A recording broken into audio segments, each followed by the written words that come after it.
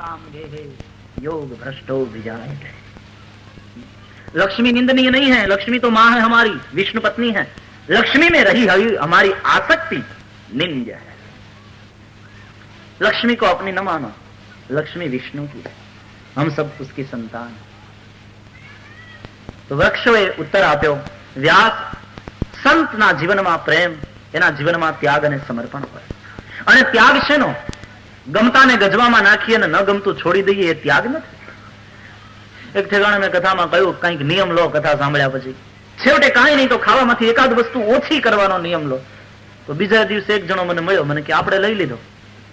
મેં કહ્યું શું? મને કે નિયમ, આજથી ખાવામાંથી એક વસ્તુ ઓછી કરી નાખી. મેં કહ્યું બહુ સરસ, તમે તો તરત અમલમાં મૂક્યું, બહુ સરસ. મેં કહ્યું શું છોડ્યું ખાવામાંથી? મને કે કારેલા. કેમ? મને કે ભાવતા નથી ને મને. મેં કહ્યું આને નિયમ નો કહેવાય, આને છુટકારો કહેવાય. એવી બનાવટ છે માણસોની સાધનામાં. આ નિયમ છે, છુટકારો કારેલાથી છે. ભાવતા નથી આમે એટલે કોકને કહી દેવા થાય કે હું કારેલા નથી ખાતો, મારે નિયમ છે એટલે મારા માટે દૂધિયું કરજો. તો સગવડ થઈ અને ઓલાથી છુટકારો થયો. ઘણા એવા હોશિયાર. એ કથામાં અમે મૌન વિશે બહુ કહીએ ને, અઠવાડિયામાં એકાદ વાર મૌન રાખો. તો એક જણો મને કહે, મૌન નું એવું સમજાઈ ગયું, ઉતરી ગયું ભીતર. 16 આની વાત કરી તમે આજે.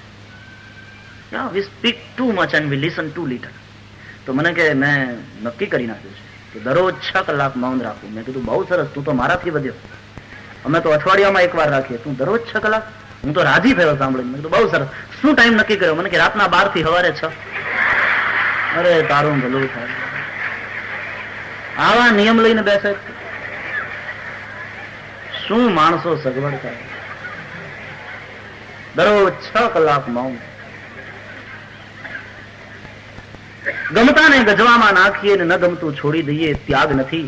ત્યાગ તો તમે ગયા હશો તિરુપતિ બાલાજી, તિરુપતિ ગયા હશો ભારતમાં, તો તમને ખ્યાલ હશે કે ત્યાં બધા વાળ ઉતરાવે, બહેનો પણ ઉતરાવે. પાછી આવતી બસમાં તમે જુઓ તો બધા 4 વાગે સાફ માથા હોય. બહેનો પણ વાળ ઉતરાવે. તમને ખ્યાલ હશે તો માત્ર 50 પૈસા ચાર્જ છે વાળ ઉતરાવવાનો. એના બાબરામ લાઈનમાં બેઠા જોઈએ બધા. 50 પૈસામાં માત્ર વાળ ઉતરાય. માણસ 25 રૂપિયાની સ્પેશિયલ ટિકિટ લઈ અને દર્શન કરવા જશે. 101 રૂપિયા તિરુપતિ બાલાજીની હુંડીમાં પધરાવશે, પણ વાળ ઉતરાવવામાં માત્ર 50 પૈસા ખર્ચો થાય, પણ એ નહીં કરે. રૂપિયાનો ત્યાગ સહેલો છે, વાળ ઉતરાવીને સૌંદર્યનો ત્યાગ કઠિન છે ભાઈ. વાળ ઉતરાવવા એનો અર્થ સૌંદર્યનો ત્યાગ. હે પરમાત્મા, તારા સૌંદર્ય આગળ બીજું બધું ફીકું લાગે. એ પ્રેમ બતાવે છે કે હું મારા વાળ ઉતારીને મારા સૌંદર્યનો ત્યાગ. બોડું માથું કેટલું ખરાબ લાગે નહીં? એ સૌંદર્યનો ત્યાગ છે.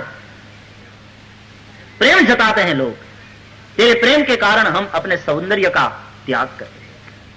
हमें रूप का गर्व था प्रभु, लेकिन तेरी स्वरूप माधुरी को देखने के पश्चात मेरा रूप गर्व गल गया, निकल गया. तू तो त्रिभुवन सुंदर है भाई.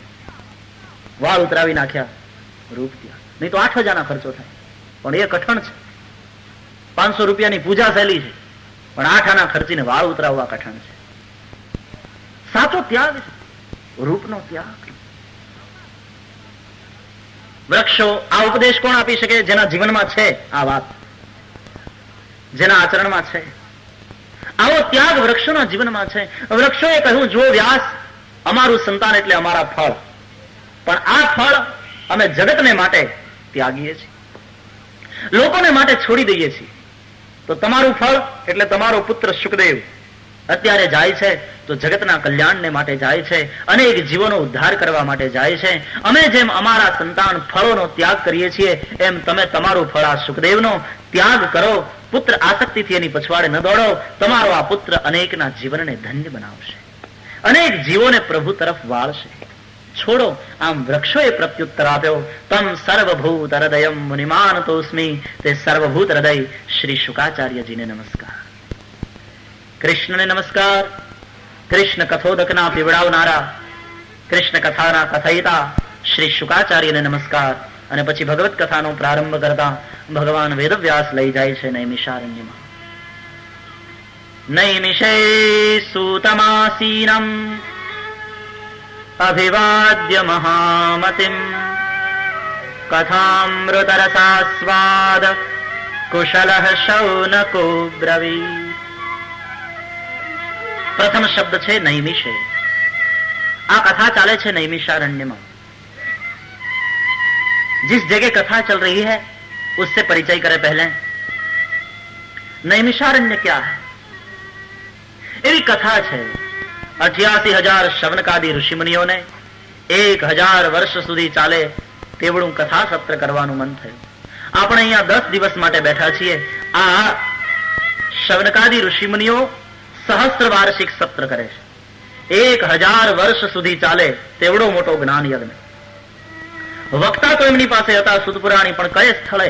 આ બે બહુ ઇમ્પોર્ટન્ટ વસ્તુ છે ને નક્કી કરવાની. એક વક્તા અને બીજું સ્થળ. બ્રહ્માજીને પૂછે છે શવનકાદી ઋષિમુનિઓ કે બાપજી અમારે સહસ્ત્ર વાર્ષિક સત્ર કરવું છે, આપ કહો, આપ બતાવો કે અમે કયા સ્થળે કથા કરીએ. બ્રહ્માજી એક મનોમય ચક્ર બતાવીને એમ કહ્યું કે જ્યાં મનોમય ચક્ર ફરતું શાંત થાય અને એના આરા ખંડિત થાય તે સ્થળે બેસીને તમે ભગવત કથા કરો. બ્રહ્માની પાસેથી નીકળેલું પેલું મનોમય ચક્ર નિમેષ માત્રમાં એક અરણ્યમાં આવ્યું, જંગલમાં આવ્યું. ત્યાં એ શાંત થયું અને એના આરા ખંડિત થયા. એ જંગલનું નામ પડ્યું, એ અરણ્યનું નામ પડ્યું નૈમિષારણ્ય. નિમેષ એ સમયનો એકમ છે, કાળનો એકમ છે. સેકન્ડ, મિનિટ, કલાક એ બધા આપણા અર્વાચીન એકમ છે. નિમેષ એ પ્રાચીન એકમ છે. નિમેષ શબ્દથી કદાચ તમે પરિચિત ન હો, પણ ક્ષણ તો ખબર છે ને. ક્ષણનો ત્રીજો ભાગ એનું નામ નિમેષ. 1/3 ક્ષણ બરાબર નિમેષ. તો આટલા અલ્પ સમયમાં પેલું મનોમય ચક્ર બ્રહ્માની પાસેથી નીકળી એક અરણ્યમાં આવ્યું. ત્યાં એ શાંત થયું, એના આરા ખંડિત થયા. એ અરણ્યનું નામ પડ્યું નૈમિષારણ્ય. આ ઋષિમુનિઓએ ત્યાં ભગવત કથાનો પ્રારંભ કર્યો. કથા આશ્ચર્યકારક છે. कुछ तात्पर्य है, कुछ गहराई है, कुछ गुढ़ार्थ है. નિમેષ માત્રમાં પેલું ચક્ર આવ્યું તો એની ઝડપ કેટલી? આજે તો વિજ્ઞાને પ્રકાશના કિરણની પણ ઝડપ માપી લીધી કે પ્રકાશનું કિરણ 1 સેકન્ડમાં 1,86,000 માઇલની ગતિ કરે.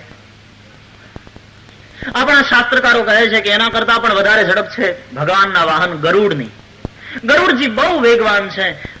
ગજેન્દ્રએ ભગવાનને પુકાર્યા અને ભગવાન તૈયાર થયા, ગરુડારૂઢ બન્યા. લક્ષ્મીજી પૂછે છે ક્યાં ચાલ્યા? હાથી આટલું ખાલી બોલ્યા પ્રભુ, પણ હા કહેતી વખતે લક્ષ્મી પાસે હતા, થી બોલ્યા ગજેન્દ્ર પાસે પહોંચી ગયા. તો ગરુડની આટલી બધી ગતિ, પણ પ્રકાશના કિરણ કરતા, ગરુડજી કરતા અને બધાય કરતા જો વધારે કોઈની ગતિ હોય તો એ છે મારા ને તમારા મનની. મનની ગતિ કેટલી! અહીંયા બેઠા બેઠા ભારત પહોંચવું હોય વાર લાગે? પાસપોર્ટની જરૂર નહીં, વિઝાની જરૂર નહીં, ટિકિટની જરૂર નહીં, સીધા ત્યાં. તો મનોમય ચક્રનો અર્થ છે મનરૂપી ચક્ર. 88,000 ઋષિમુનિઓ બ્રહ્માને પૂછે છે. તમે જાણો છો આપણે ત્યાં બ્રહ્મા ચતુર્મુખ છે, 4 મોઢા. ષડાનંદને 6 માથા, રાવણને 10 માથા. એક કરતા વધારે માથાવાળા આવે એટલે આપણને આશ્ચર્ય થાય.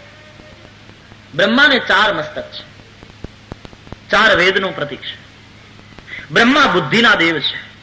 अहंकार शिव बुद्धि अज मन शशि चित्त महान मनुज रूप सचराचर रूप राम भगवान. उत्तरकांड में तुलसी जी ने लिखा है. બુદ્ધિના દેવ છે બ્રહ્મા. બુદ્ધિ નિર્ણય કરનારું તત્વ છે. અમારે કયા સ્થળે બેસીને કથા કરવી આ નિર્ણય બુદ્ધિ કરશે. તમને ખ્યાલ છે બ્રહ્માનું વાહન છે હંસ, વિષ્ણુનું વાહન ગરુડ અને શિવજીનું વાહન નંદી. નંદી એટલે ધર્મ, ગરુડ એટલે વેદ અને હંસ એટલે વિવેક. વેદ, ધર્મ અને વિવેક આપણી સંસ્કૃતિના પાયા છે. હંસ એ વિવેકનું પ્રતીક છે. બ્રહ્માજી હંસ ઉપર બેઠા છે. બ્રહ્મા એટલે બુદ્ધિના દેવ. બુદ્ધિ એટલે નિર્ણય કરનારું તત્વ. એનો અર્થ એ થયો બુદ્ધિ નિર્ણય તો કરે, પણ એ નિર્ણય વિવેકપૂર્ણ નિર્ણય હોવો જોઈએ. હંસ એ વિવેક છે. હંસ ઉપર બેઠેલા બ્રહ્માનું બીજું નામ વિવેકાધિષ્ઠિત બુદ્ધિ. બુદ્ધિ તો આપણા બધા પાસે છે, પણ એ બુદ્ધિ જ્યાં સુધી વિવેકાધિષ્ઠિત ન થાય ત્યાં સુધી તે બુદ્ધિથી કરેલા નિર્ણયો મારું ને તમારું અને સર્વનું કલ્યાણ ન કરી શકે. ઋષિઓની બુદ્ધિ વિવેકાધિષ્ઠિત બની ગઈ હતી, અને બુદ્ધિ વિવેકાધિષ્ઠિત થશે સત્સંગથી. એટલે નિત્ય સત્સંગની જે ટેવ પાડે, કારણ કે બિન સત્સંગ વિવેક ન હોય, રામ કૃપા બિન સુલભન સોઈ. સત્સંગનું સાતત્ય બુદ્ધિને વિવેકાધિષ્ઠિત કરશે, અને વિવેકાધિષ્ઠિત બુદ્ધિને પછી પૂછો કે મારે કેમ જીવવું, મારે શું કરવું. આ ઋષિમુનિઓની બુદ્ધિ એ વિવેકાધિષ્ઠિત બુદ્ધિ છે. એમણે પૂછ્યું છે પોતાની બુદ્ધિને, એટલે ભીતર રહેલા આપણી દરેકની અંદર બ્રહ્મા રહેલા. વિવેકાધિષ્ઠિત બુદ્ધિ જો થઈ જાય સત્સંગથી, સ્વાધ્યાયથી, તો પછી એ ભીતરની બુદ્ધિને એટલે આપણી અંદર રહેલા એ બ્રહ્માને પૂછો કે અમે કઈ સ્થળે કથા કરીએ, તો એ જવાબ આપશે કે જ્યાં તારું મન શાંત થાય ત્યાં બેસીને કથા કર. પછી ઘર હોય કે જંગલ હોય. તો નિમેષ માત્રમાં પેલું ચક્ર એક અરણ્યમાં આવ્યું. અરણ્ય શબ્દનો અર્થ જુઓ. ન રણ્ય ઇતિ અરણ્ય, નહીં તત્પુરુષ સમાસ થયો. જે રણ્ય નથી તે અરણ્ય. રણ્ય એટલે રણ મેદાન, જ્યાં લડાઈ થાય, જ્યાં યુદ્ધ થાય. દાખલા તરીકે કુરુક્ષેત્ર એ રણ્ય કહેવાય. આપણા મોટા ભાગના પુરાણો ઉપનિષદો આરણ્યક છે.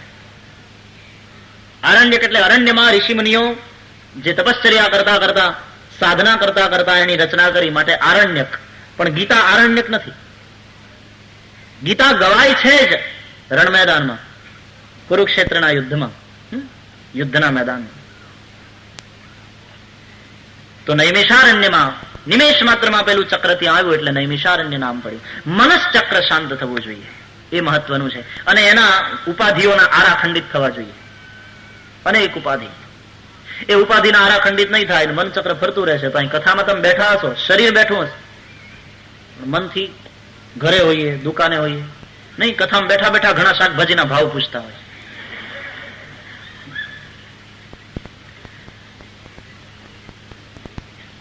આપણે કથામાં બેસીએ પછી કથા આપણામાં બેસવી જોઈએ.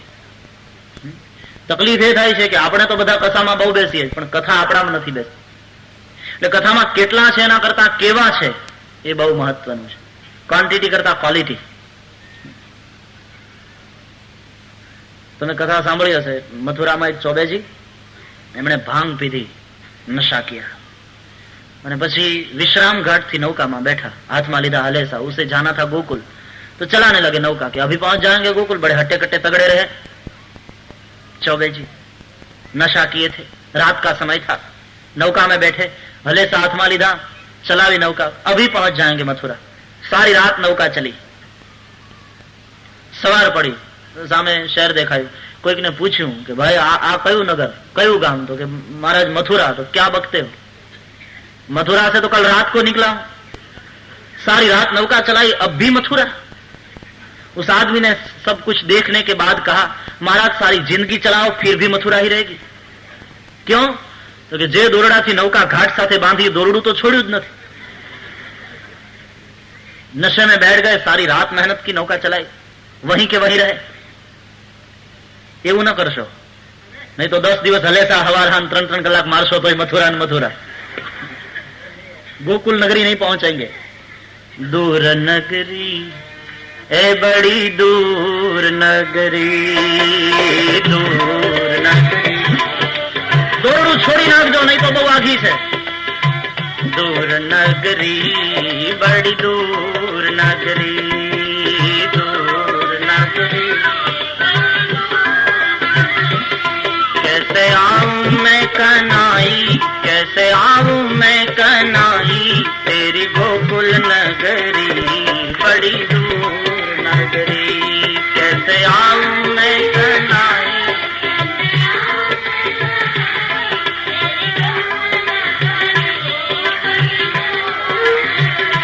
वो दूर नगरी बड़ी दूर नगरी, दूर नगरी.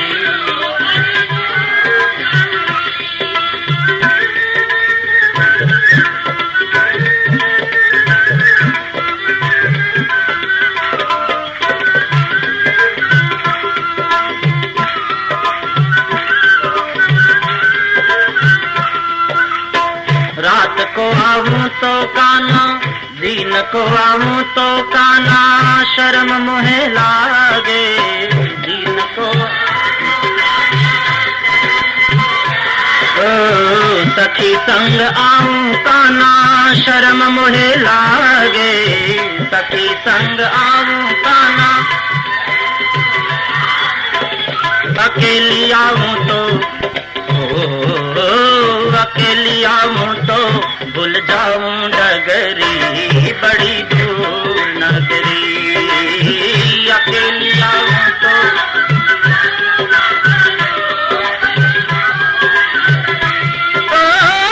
अकेली आऊं तो भूल जाऊं डगरी बड़ी दूर नगरी।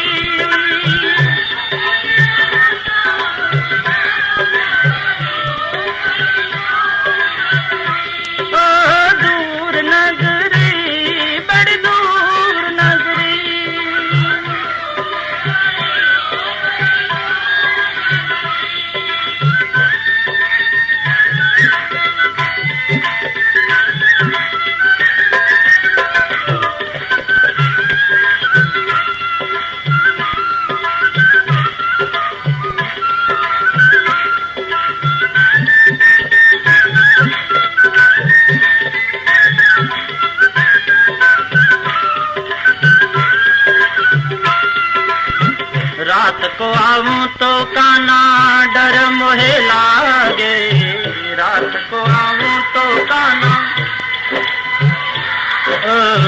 रात को आऊं तो काना डर मोहे लागे,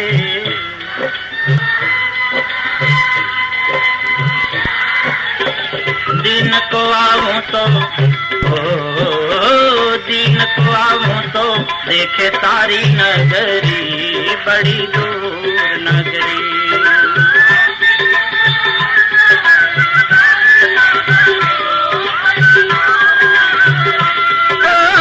दिन को आऊं तो देखे सारी नगरी हो बड़ी दूर नगरी।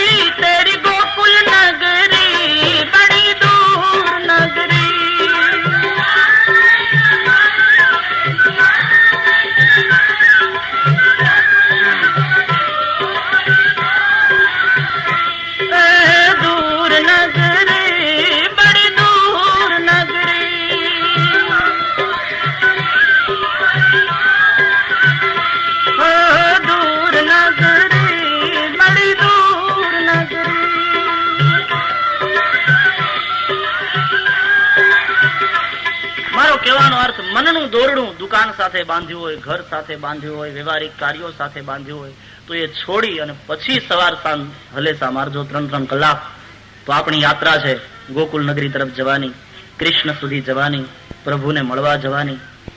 એ ત્યાં સુધી પહોંચી શકીશું, લક્ષ્ય સુધી પહોંચશું નહીં તો કેવળ હલેસા માર્યા કર્યા પણ એમને જ્યાં હતા ત્યાં ત્યાં રહેશું. નિમેષ માત્રમાં પેલું ચક્ર આવે, મનોમય ચક્ર, એના આરા ખંડિત થાય. રામચરિત માનસમાં પણ માનસ સરોવરની યાત્રાનું વર્ણન કરતા તુલસીજીએ જે કઠિનાઈઓ બતાવી છે એમાં ઘરની જંજાળને માર્ગમાં આવતા પર્વતો કયા કે ગ્રહ કારજ નાના જંજાલા તે અતિ દુર્ગમ શૈલ વિશાલા. ગ્રહ કારજ નાના જંજાલા તે અતિ દુર્ગમ શૈલ તે અતિ દુર્ગમ શૈલ વિશાલા તે અતિ દુર્ગમ. એ માર્ગમાં બધા પર્વતો આવે છે. એ બધી જંજાળને છોડી મનોમય ચક્રના આરા ખંડિત થઈ જાય, મન ચક્ર શાંત થઈ જાય તો નૈમિષારણ્ય. એટલે નૈમિષારણ્ય એક માત્ર ભૂમિ જ નથી પણ નૈમિષારણ્ય એક ભૂમિકા પણ છે. એ નૈમિષારણ્યની ભૂમિકા આપણે આપણામાં ખડી કરવાની છે, ઊભી કરવાની છે. આ નૈમિષારણ્યની ભૂમિકા જ્યાં સુધી આપણામાં ઊભી ન થાય, એ ભૂમિકાએ જ્યાં સુધી ન પહોંચીએ ત્યાં સુધી ભગવત કથાનો પ્રારંભ ન થાય. એટલે સબસે પહેલા ये शब्द है नैमिषे सूतम. व्यासासन पर सुत पुराणी बैठा है. સુત એ જાતિવાચક નામ છે, વ્યક્તિવાચક નહીં. બ્રાહ્મણ માતા અને ક્ષત્રિય પિતાથી થયેલું સંતાન એનું નામ સુત. માતા બ્રાહ્મણ, પિતા ક્ષત્રિય. ક્ષત્રિયની દીકરી બ્રાહ્મણને વર્તી હતી એ શાસ્ત્ર માન્ય વાત હતી. પણ બ્રાહ્મણની પુત્રી ક્ષત્રિયને ન વરે. પણ ક્યારેક એવું થયું કે બ્રાહ્મણની દીકરી ક્ષત્રિયને ત્યાં ગઈ તો એ બ્રાહ્મણ માતા અને ક્ષત્રિય પિતાથી થયેલું સંતાન તે સૂત. એમાં માતાના બ્રાહ્મણત્વના સંસ્કાર છે, પિતાના ક્ષાત્રત્વના સંસ્કાર, એ ઉભયનો સમન્વય થયો છે એની અંદર. એને વેદાધિકાર નહોતો પ્રાચીન કાળમાં, પણ એ સૂત, એનું નામ છે રોમહર્ષણ, વેદવ્યાસ કે શિષ્ય. ઇતિહાસ પુરાણાની પંચમો વેદ ઉચ્યતે. ઇતિહાસ અને પુરાણ ભગવાન વેદવ્યાસે પોતાના આ શિષ્ય રોમહર્ષણ સૂતને ભણાવ્યા છે. પુરાણની કથા કહેવામાં કુશળ તે પુરાણી. તો સૂત પુરાણી બેઠા છે વ્યાસાસન ઉપર. રોમહર્ષણજી એમને સૌએ નમસ્કાર કર્યા. 88,000 ઋષિમુનિઓની સભા મળી છે. સભા નાની સુની નહોતી. વિચાર કરો, 88,000. મંડપ નહોતો. નૈમિષારણ્યના જંગલના વૃક્ષોની નીચે બધા એમને બેઠા હતા. લાઉડ સ્પીકરની વ્યવસ્થા નહોતી. અને છતાં કોઈ એવી ફરિયાદ નથી કરી કે બાપજી જોરથી બોલો, અમને સમજાતું કે સંભળાતું નથી. આ શ્રોતા અને વક્તાનું તાદાત્મ્ય સૂચવે છે. આવી તાદાત્મ્યતા સધાય, ભગવત કથામાં આવી એકાગ્રતા સધાય તો પછી નથી સંભળાતું કે આ બધો એવો કોઈ પ્રોબ્લેમ નથી રહેતો. નહીં તો આપણા કાન પાસે સ્પીકર હોય, ન સંભળાય લો. નહીં, ઘણા કથામાં 2 વાર હશે. એક વાર સમજ્યા વગર, બધા હસે છે, ક્યાંક હસવા જેવું જશે ને એટલે હસી લે, અને પછી બાજુવાળાનો ગોઠણ દાબીને એમ પૂછે શું કીધું તું, સમજીને બીજી વાર દાંત કાઢે. બાજુવાળાએ સાંભળ્યું ને તે કેમ ન સાંભળ્યું, એનું કારણ મનથી ત્યારે આપણે કથામાં હાજર નહોતા, બીજે હતા. એકાગ્રતા છે. કોન્સન્ટ્રેશન નહીં તો મેડિટેશન ક્યાંથી થાય? ત્યાં સુધી ધ્યાન નહીં, એકાગ્રતા પહેલા જરૂરી છે. તબ તક કૃષ્ણ કા ધ્યાન તો સંભવ નહીં. પહેલા એકાગ્રતા બહુ અનિવાર્ય છે. 88,000 શવનકાદી ઋષિમુનિઓએ સુત પુરાણીને નમસ્કાર કરીને પ્રશ્ન કર્યો છે. નૈમિષે મહામતિમ આસીનમ સૂતમ અભિવાદ્ય કથામૃત રસાસ્વાદ કુશલ શૌનકઃ ઇદમ અબ્રવીત. વક્તા કેવા છે સુત પુરાણી? બોલે મહામતિમ. આ વક્તાનું ક્વોલિફિકેશન મહામતી છે. મતિ તો બધા પાસે હોય. ઘણાની પાસે સુમતિ હોય ને ઘણાની પાસે કુમતિ હોય. જહાં સુમતિતઃ સંપત્તિ નાના, જહાં કુમતિતઃ વિપત્તિ વિધાના. જ્યાં કુમતિ છે ત્યાં વિવિધ પ્રકારની વિપત્તિઓ છે, જ્યાં સુમતિ છે ત્યાં વિશુદ્ધ પ્રેમની સંપત્તિ છે. પણ સંતો ઋષિમુનો તો મહામતી હોય છે. આ સુતજી મહામતી છે. મહામતીમ સૂતમ અભિવાદ્ય. મહામતી છે. કોક મહામતી હોય એ સુમતિ કરતા પણ ઊંચું, તો કોક મંદમતી હોય એ કુમતિ કરતા હેઠું. રામાયણમાં મંદમતી છે મંથરા. નામ મંથરા મંદમતી, ચેરી કઈ કઈ કેરી, અજસ પેટારી તાહી કરી, ગઈ ગીતા ગિરા મતિ ફેરી. મહામતીમ છે વક્તા. તો શ્રોતાનું ક્વોલિફિકેશન કથામૃત રસાસ્વાદ કુશલ. કથામૃત રસાસ્વાદ કુશલ. કથા કહેવામાં તો કુશળતા હોવી ઘટે, પણ કથા સાંભળવામાં કુશળતા હોવી ઘટે. નહીં તો આપણે બેઠા હોઈએ 3 કલાક પણ સાંભળી હોય ખાલી 1.5 કલાક. અડધો કલાક ટેકો મળી ગયો હોય થાંભલાનો તો આંખું મળી ગઈ હોય. કલાક એક બીજું વિચારવામાં અને વાતોચીતોમાં જતો રહ્યો હોય. 3 કલાક જો બેઠા તો 3 કલાક બરાબર એક એક શબ્દ સાંભળ્યો ગુમાવ્યા વિના. પછી શ્રવણ, પછી પાછું મનન કરે, પછી આમાંથી મારે શું ઉતારવા જેવું છે જીવનમાં એ પ્રમાણે. આ શ્રોતાનું ક્વોલિફિકેશન. આ શ્રવણમાં કુશળતા છે. બાકી તો કથા સાંભળી નાખવી જોઈએ તો ઘણી બધી સાંભળી નાખે. નથી કે તમે આટલી રામાયણ સાંભળી નાખી, આટલી ભાગવત સાંભળી નાખી. વાત સાચી, સાંભળી નાખી. આમાં કઈ રાખી હોય એવું લાગતું નથી. સાંભળી નાખીએ છીએ, મુશ્કેલી. માણસો વાતો કરે, અમે તો સાંભળ્યા કરીએ. હમણાં ફલાણા મહારાજ ની અહીં બેઠી, રમેશભાઈ ની લંડનમાં બેઠી. શું કથા કે દશા? સરખી રીતે સાંભળીને જો કઈક થયું તો કથા કરી, નહીં તો દશા બેઠી. હમણાં લંડનમાં બેઠી. મને એક મહાત્મા કહેતા હતા, મને કે તમે આટલા બધા ગળા તોડો પણ શ્રોતા લાખ જેવા છે. હું તો રાજી થઈ ગયો કે તમે મારા શ્રોતાઓનું મૂલ્ય સારું કર્યું. લાખ જેવા કે મને કે લાખ એટલે લાખ રૂપિયા નહીં, પેલી લાખ આવે છે ને, લાક્ષાગ્રહમાં પાંડવોને બાળ્યા હતા એ લાખ. એટલે હું સાવધાન થઈ ગયો. મેં પૂછ્યું, મેં કીધું કેમ લાખ સાથે સરખાવ્યા? મને કે લાખ નહીં તો બીજું શું? લાખ નહીં. મને કે તમને ખબર છે લાખ પાસે દીવો હોય ને ત્યારે લાખ એટલી બધી પીગળે, એટલી પીગળે. દીવો હોય ત્યાં સુધી એટલી બધી પીગળે, પણ જેવો દીવો ગયો એટલે લાકડું જોઈ લો. સમજાય?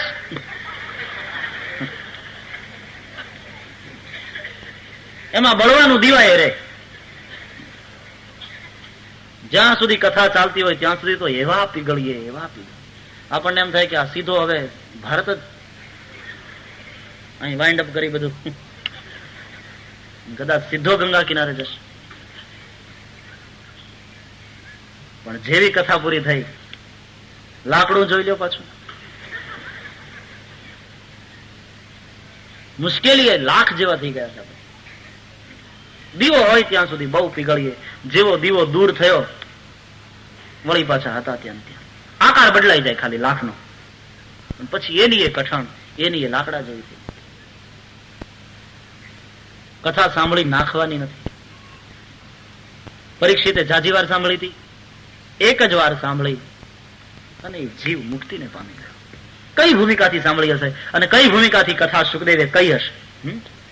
એ ભૂમિકાએ પહોંચેલા શ્રોતા અને વક્તા માત્ર એક જ વારના શ્રીમદ ભાગવતના શ્રવણથી પરીક્ષિત મુક્તિને ગયા. તો શૌનકાદી 88,000 ઋષિમુનિઓ, એમાં શૌનકજી મુખ્ય છે, શ્રોતાઓના અધિપતિ છે. શૌનકજી ઋગ્વેદી છે, શૌનક ચાતુર્વર્ણ પ્રવૈતા છે અને શૌનકને ભારતના માન્ય કુલપતિઓમાં ગણવામાં આવ્યા છે. કુલપતિ એટલે એક તપોવન પદ્ધતિની સંસ્થા જેમાં 10,000 શિષ્યો અથવા એનાથી ઉપરાંત ભણતા હોય અને તેવી એક તપોવન પદ્ધતિનો જે વડો એને કુલપતિ કહેવાય. અહીંયા તો 10,000 નહીં 88,000 ઋષિમુનિઓ છે. આ બધા વિદ્યાર્થીઓ જ છે, કંઈક મેળવવા બેઠા છે. તો સૂત પુરાણીને પ્રશ્ન કર્યો છે, હે સૂત, અજ્ઞાન ધ્વાંત વિધ્વંસ કોટી સૂર્ય સમપ્રભ, અજ્ઞાન રૂપી અંધકારનો નાશ કરવા માટે આપ કરોડો સૂર્ય સમાન છે. સદગુરુ અજ્ઞાન રૂપી અંધકારનો નાશ કરે છે. ગુરુ શબ્દની વ્યાખ્યા જ શાસ્ત્રકારોએ કરી છે.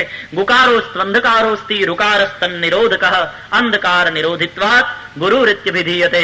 ગુરુ, ગુ એટલે અંધકાર, અજ્ઞાનનો અંધકાર, રુકારસ્તન નિરોધક, રૂ એટલે એ અજ્ઞાનનો જે નિરોધ કરે, નાશ કરે તે.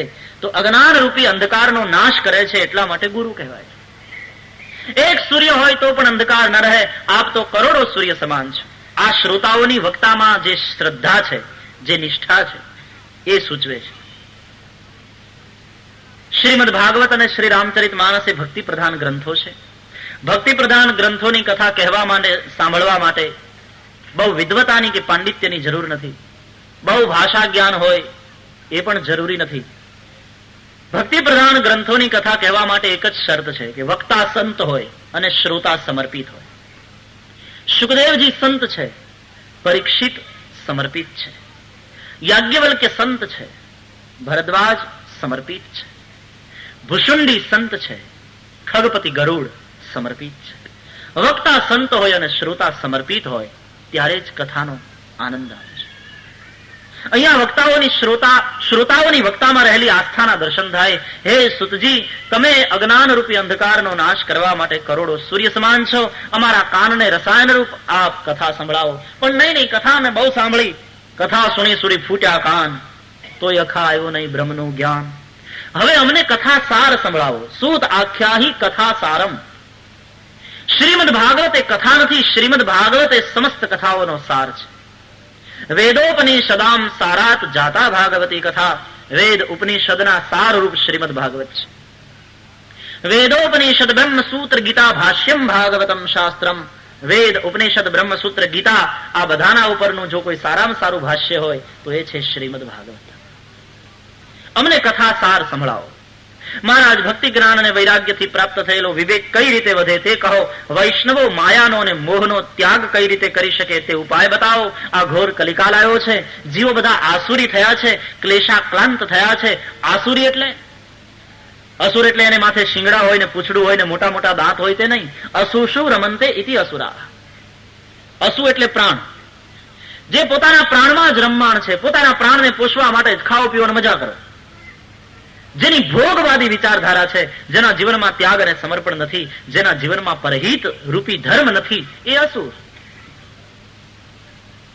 રામચરિત માનસમાં તો ભગવાન શિવજીએ કહ્યું ભવાનીને, માં નહીં માતુ પિતા નહીં દેવા, માં નહીં માતુ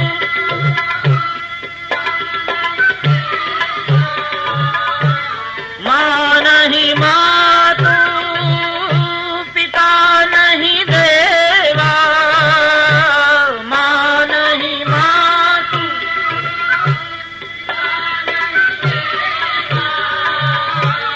સાધુ પહી કરવા વહી સેવા.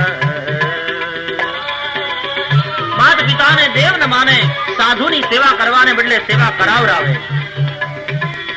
સાધુ પહી કરવા વહી સેવા.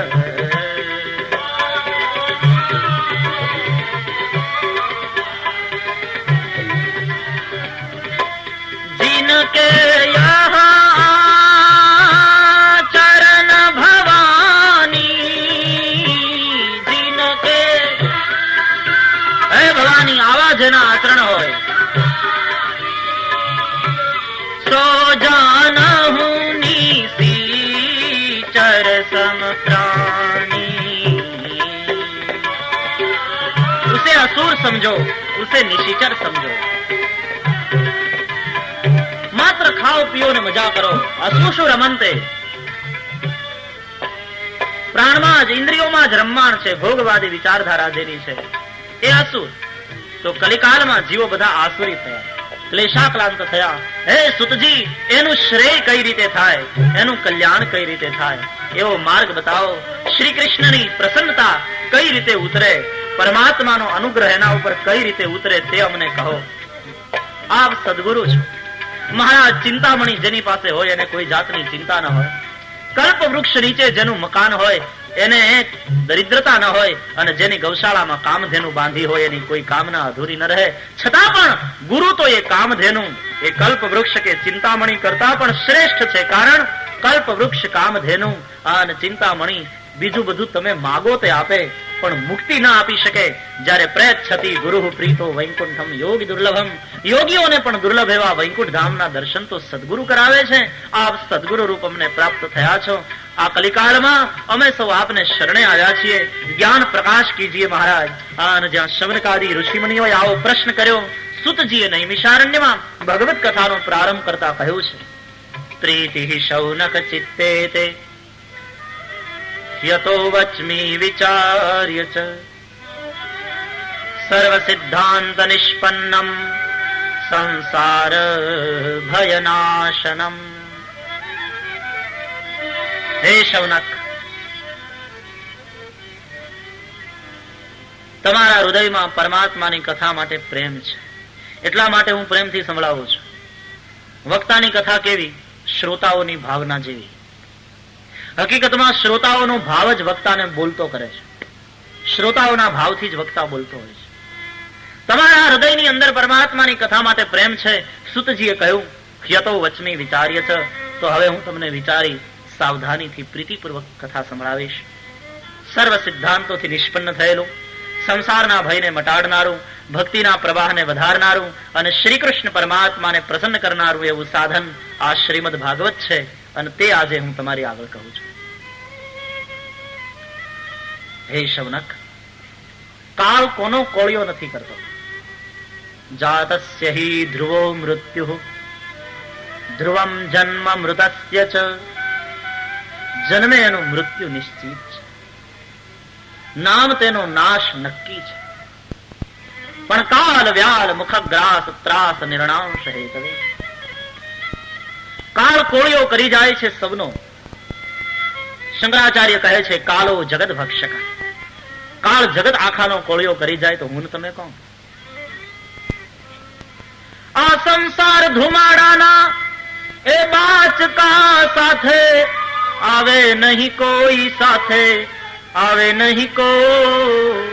રંગ પતંગ નો ઉડી જશે, રંગ પતંગ નો ઉડી જશે. રસે જોનારા જોઈ રે, હે તે હરિનો રસ પીજીએ. રસે જોનારા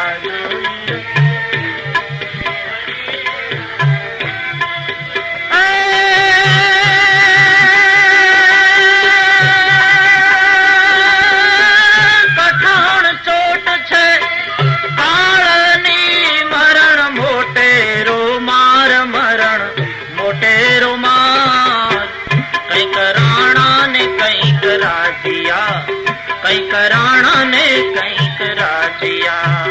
એ છોડી ચાલ્યા ઘર બાર રે, હે તે હરિનો રસ પીજીએ. છોડી ચાલ્યા ઘર બાર રે, હે તે હરિનો રસ પીજીએ. કાલો જગત ભક્ષક, કાળ જગત આખાનો કોળિયો કરી જાય. કાળ કોઈને છોડતો નથી, પણ એ કાળના મોઢાનો ગ્રાસ થવાના ત્રાસમાંથી છૂટવું હોય તો શ્રીમદ ભાગવત કલિકાલમાં કિરેણ ભાષિતમ સુખદેવજી મહારાજ દ્વારા કહેવાયું છે, ઉનકી આશ્રય में જાય. યાદ રહે, શ્રીમદ ભાગવત મૃત્યુથી બચાવવાની વાત નથી કરતો, મૃત્યુના ત્રાસથી, મૃત્યુના ભયથી બચાવવાની વાત કરે. શ્રીમદ ભાગવત મૃત્યુના પ્રત્યેનો આપણો જે અભિગમ છે એમાં આમૂલ પરિવર્તન લાવે છે. માણસ મૃત્યુથી ભયભીત થતો હોય એને બદલે મૃત્યુ માણસને એક ઉત્સવ જેવું લાગે. મૃત્યુ એ તો નવા જીવનનું ઉદ્ઘાટન છે.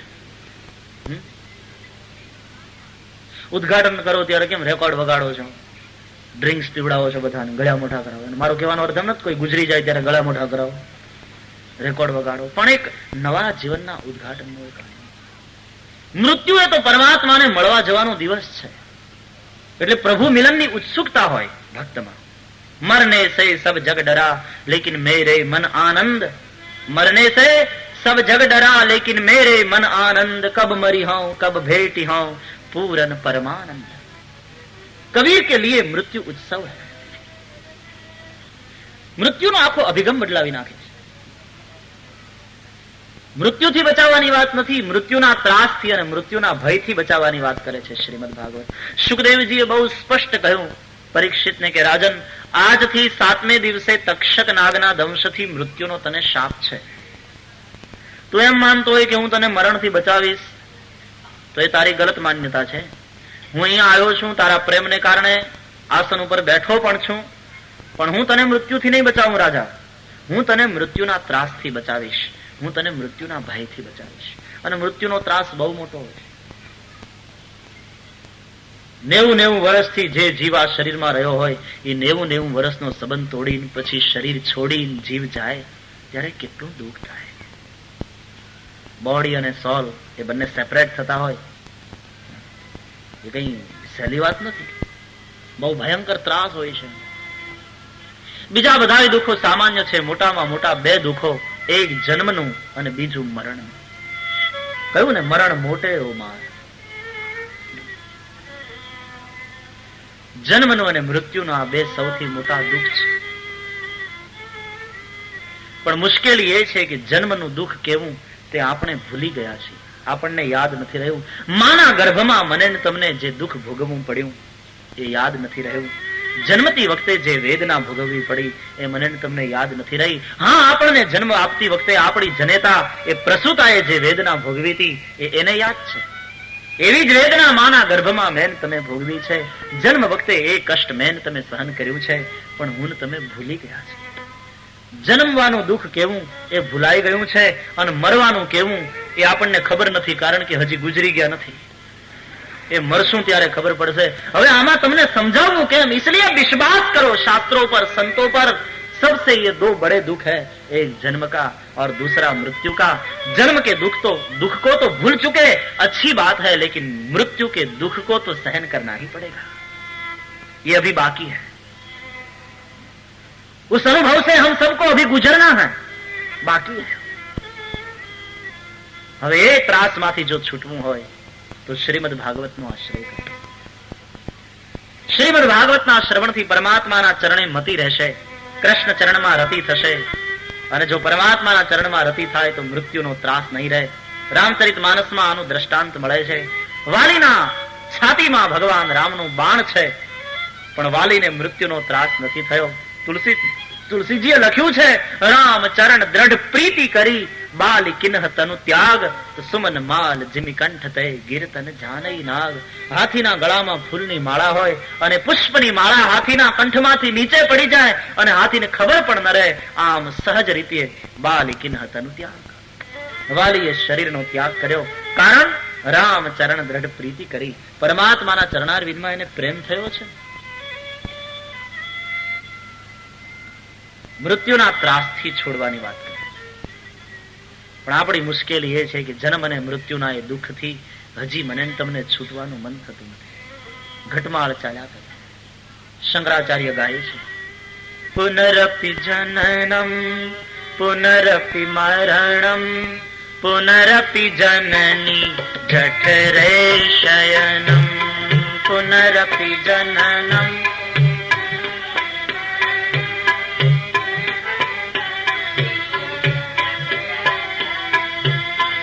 પુનરપી જનનમ પુનરપી મરણમ પુનરપી જનની જઠરે શયનમ પુનરપી જનનમ પુનરપી મરણમ પુનરપી જનની જઠરે શયનમ ઇહ સંસારે ખલુ દુસ્તારે કૃપયા પારે પાહી મુરારે. ઇહ સંસારે ખલુ દુસ્તારે કૃપયા પારે પાહી મુરારે. ભજ ગોવિંદમ ભજ ગોવિંદમ ગોવિંદમ ભજ મૂઢમતે.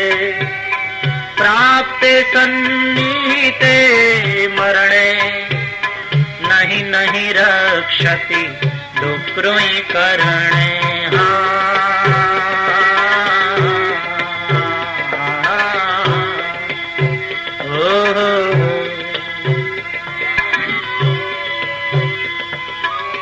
પુનઃ જન્મ પુનઃ મરણ, વારંવાર અનેક યોનિમાં અનેક જનેતાઓના ઉદરમાં આવવું પડે.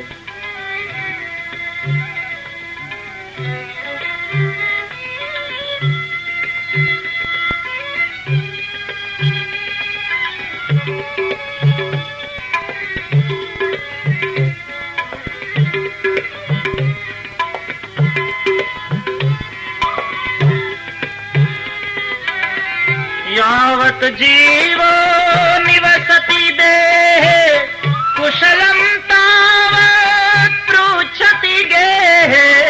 यावत जीवो, शंकराचार्य कहते हैं, हे भाई, જ્યાં સુધી શરીરમાં જીવ છે ત્યાં સુધી કોઈ કુશળતાના સમાચાર પૂછે. યાવત જીવો નિવસતિ દેહે कुशलम तावत पृच्छति गेहे. यावत जीवो, शंकराचार्य कहते हैं, हे भाई, જ્યાં સુધી શરીરમાં જીવ છે ત્યાં સુધી કોઈ કુશળતાના સમાચાર પૂછે. यावत जीवो निवसति देहे कुशलम तावत पृच्छति गेहे. यावत जीवो निवसति देहे कुशलम तावत पृच्छति गेहे. कुशलम तावत पृच्छति गेहे कुशलम तावत पृच्छति गेहे. गतवती वायौ देहा पाये भार्या बिभ्यति तस्मिन् काये. गतवती वायौ देहा पाये भार्या बिभ्यति तस्मिन् काये. भज गोविंदम गोविंदम ભજ મૂઢમતે પ્રાપ્તે સન્નિહિતે મરણે નહીં નહીં રક્ષતિ ડુક્રુઈ કરણે.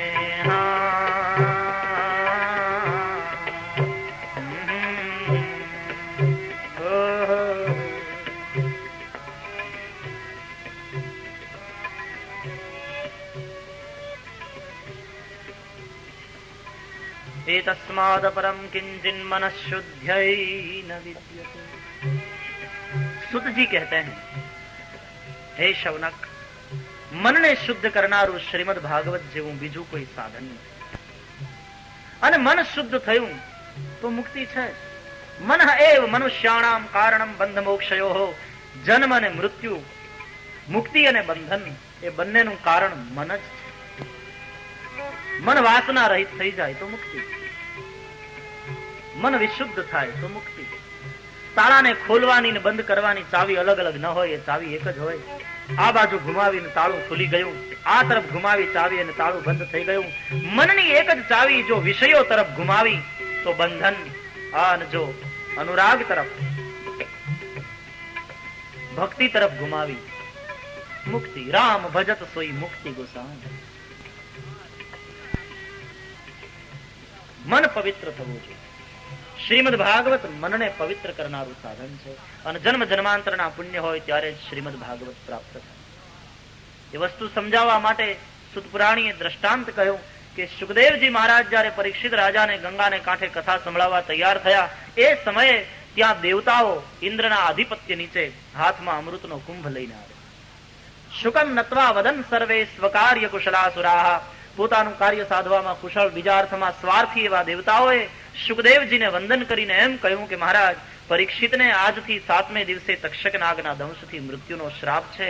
એટલા માટે કથા સાંભળવા બેઠા છે ને, અમે એના માટે અમૃત લાવ્યા છીએ. આ અમૃત પીવડાવી દો પરીક્ષિતને, પરીક્ષિત અમર થઈ જશે, એનું મૃત્યુ જ નહીં થાય.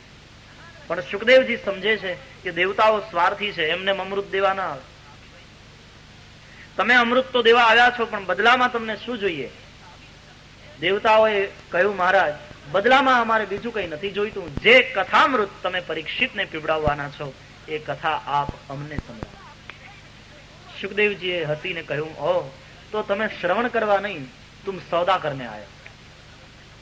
યહાં ભી વ્યાપાર. ઘણા કથામાં વેપાર કરે. કથામાં ક્યાંક એવું જ ગોતતા. અમારે ભારતમાં તો આટલી બધી પબ્લિક હોય, પછી ઘણાના છોકરા ગુમ થઈ જાય કથા. કારણ કે માતાઓ બધી એકદમ કથામાં એકાગ્ર હોય, છોકરું ગુમ થઈ જાય. તો એક ભાઈનો છોકરો ગુમ થયેલો, સ્ટેજ ઉપરથી જાહેરાત થતી હતી. બાબો રડતો હતો અને એને પૂછ્યું, તારા બાપુજીનું નામ શું, તમે ક્યાં રહો છો? પેલા છોકરાએ કહ્યું, હું મગનભાઈ નો છોકરો. કોણ મગનભાઈ? તો કે ઘી વાળા. રાજી થઈ ગયા બધા કે આ તો આપણા મગનભાઈ ઘી વાળાનો છોકરો. માઇકમાં જાહેરાત કરી કાર્યકર્તા હોય, મગનભાઈ ઘી વાળા જ્યાં હોય ત્યાંથી આવીને પોતાના બાબાને લઈ જાય. એનો બાબો અહીંયા રડે છે સ્ટેજ ઉપર. જ્યાં હોય મગનભાઈ ઘી વાળા આવીને પોતાના બાબાને લઈ જાય. સ્ટેશનની સામે જેની દુકાન છે ઘીની, જેનું ચોખ્ખું ઘી બહુ વખણાય છે, એ મગનભાઈ જ્યાં હોય ત્યાંથી આવીને પોતાના બાબાને લઈ જાય. 15 મિનિટ આમને આમ જાહેરાત થઈ. છોકરો રડતો રહ્યો, માઇકમાં એનો રડવાનો અવાજ આવે. પેલો સતત જાહેરાત કરે, મગનભાઈ ઘી વાળા, ઘીના વેપારી, સ્ટેશનની સામે જે દુકાન છે, જલ્દીથી આવીને પોતાના છોકરાને લઈ જાય. મગનભાઈ મંડપને એક ખૂણે થાંભલાને ટેકે બેઠા બેઠા સાંભળતા. બાજુવાળાએ કહ્યું, 15 મિનિટથી જાહેરાત થાય, તમારા પેટનું પાણી નથી હલતું? છોકરો રડે છે તમારો, જાઓ જઈને લઈ આવો ને બાબાને. તો ભલે ને રડતો. અરે પણ શું ફરક કે આપણું નામ આવે ને માઇકમાં, અને બીજું બધું ઠીક. આટલી બધી પબ્લિકમાં આપણી ઘીની જાહેરાત થાય વગર પૈસા, નહીં તો અહીં જાહેરાત એડવર્ટાઇઝમેન્ટ થાય છે, એ જ પૈસાના ખર્ચ વિના. લો, હવે આ વેપારીઓને શું કેવું? કથામાં વેપાર.